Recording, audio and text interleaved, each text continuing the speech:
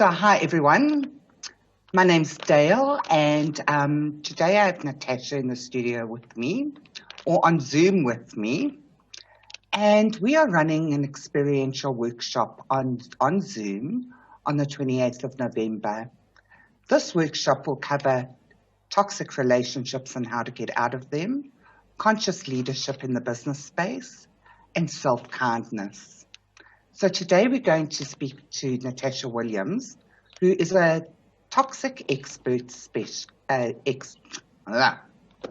today we are going to speak to Natasha Williams, who is a toxic relationship expert.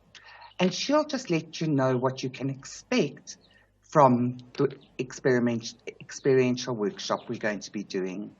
Okay, hi Natasha. Hello. So Natasha, because I know you personally, I know what great work you do. And I know I've even referred some friends of mine to you that are in toxic relationships. So I've seen the amazing results you have. But one of the things I wanted to ask you were, what are the signs of toxic people? How do you know you're in a toxic relationship? Well, one of the first signs, obviously, is if you don't feel good around them, if you feel drained, because they're energy vampires. So it's all about them and not about you. So the only time they're interested in you is how you can add value to their lives. So they are takers where you would be a giver. So one of the signs would be they initially will love bomb you when they get to know you, if you're in a personal relationship with them. So they will start love bombing you and, show up at work unexpectedly, be all over your social media. They're trying to get into your space as quickly as possible and into your head so that they can kind of like take over. And they want to know in that stage exactly everything about you. They want to know who you are, where you go. And the reason why they arrive unexpectedly is because they want to check up on you so that they know where you are, so that you are predictable. And then over time, the cracks start to show. So they start becoming angry about little things. They'll get explosive about something that you did do or didn't do, or maybe they'll say you should have phrased your words differently, and you're not expecting that behavior because you thought you knew this person. And then they start to become more and more controlling. And they may not be controlling. The guy I was married to, my ex-husband, he was the opposite. He was totally not controlling, but I wasn't allowed to know anything about his life. He needed to know wherever I was, but he didn't allow me to know where he was. So if you find yourself being on the defensive all the time, if you find yourself having to explain, but they don't explain, that's a very clear sign. Okay, that's interesting. So clearly toxic relationships aren't just intimate relationships. Yeah. Because I've seen that behavior in the workplace as well. Absolutely. Well, it's in our government, right? It's everywhere. Okay. It's all about power and control. It's how can I dominate somebody else to get my needs met? And it's an ego thing. And I know you do conscious leadership, which is all about helping and uplifting others.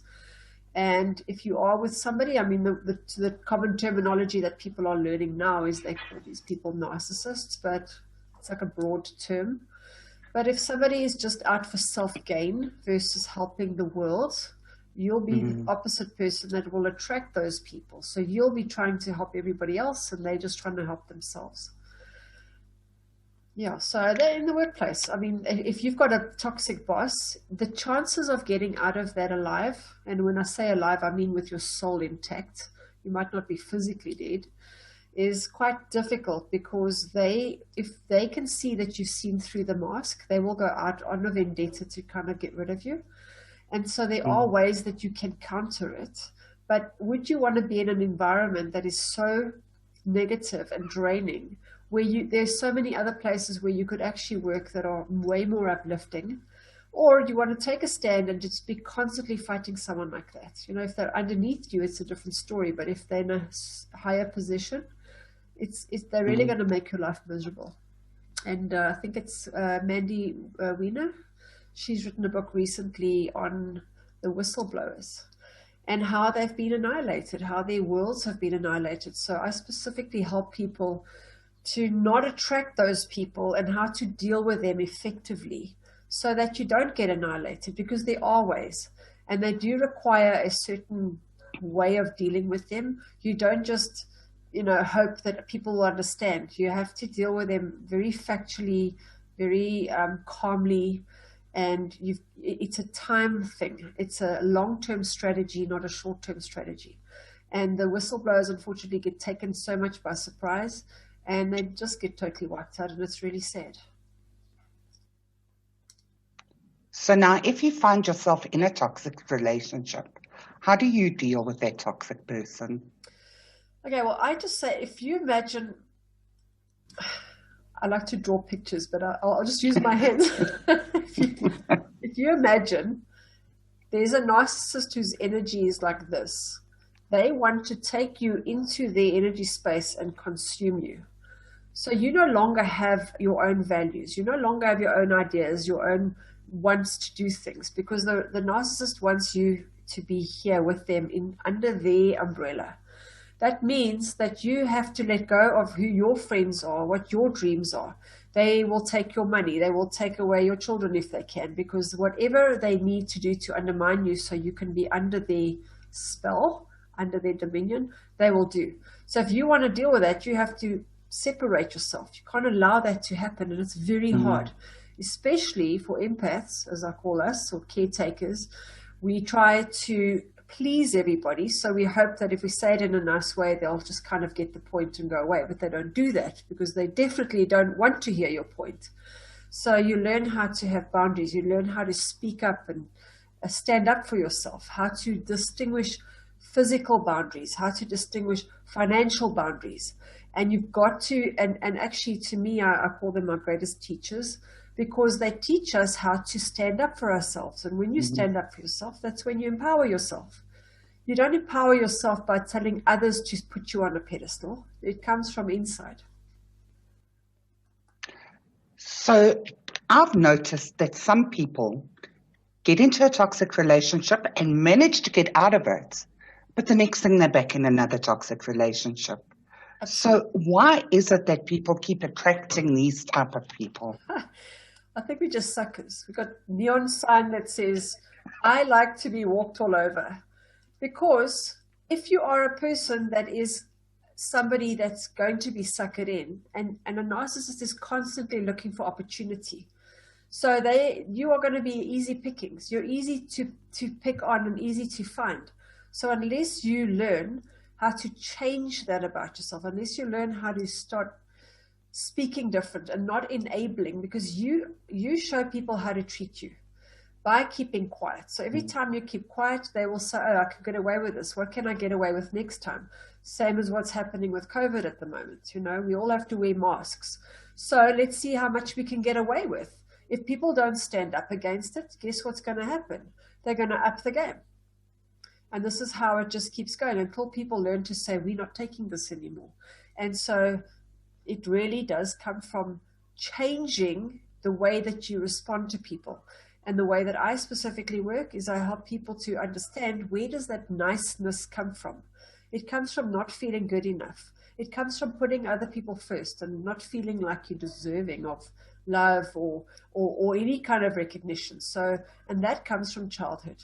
And so when you reprogram the way that you view other people and your own value, then you stop seeing yourself as less than others. By reprogramming your value, you can actually start to feel that you do have more power, that you do deserve more, because consciously you understand it, but you don't feel it.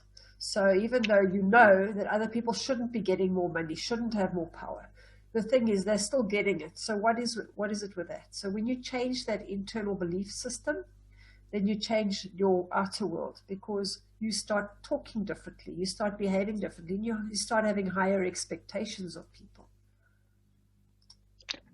So what you're saying is it's possible for somebody to break this pattern of continually getting into these toxic relationships. Yes, absolutely. Absolutely.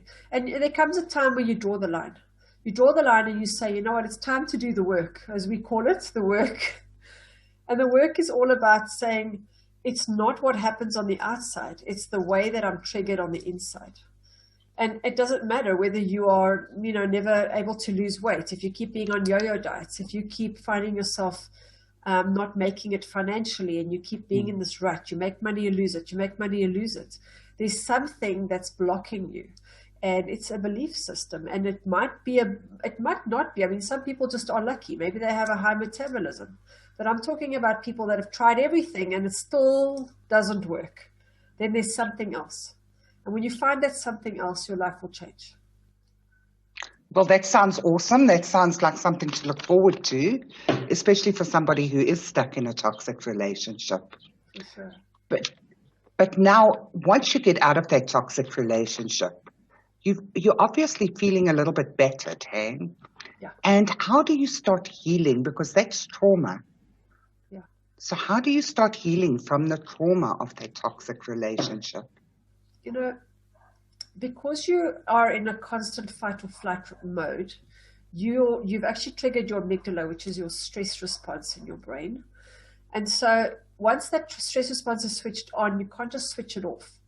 So you have to actually become consciously aware that you are in stress. So your body's going to be battered. You will suffer from adrenal fatigue or Parkinson's or all these crazy undiagnosable illnesses, because you've kind of reached a max capacity and now you're over the edge. And so your body struggles with your immune system it's mostly the autoimmune diseases, to try and fight that. And the way to combat that is to calm your mind and stop your body from overreacting. So when you heal your childhood patterns, when you heal your stress responses, and your body becomes calmer, your mind becomes calmer, then you kind of get yourself back to a level again.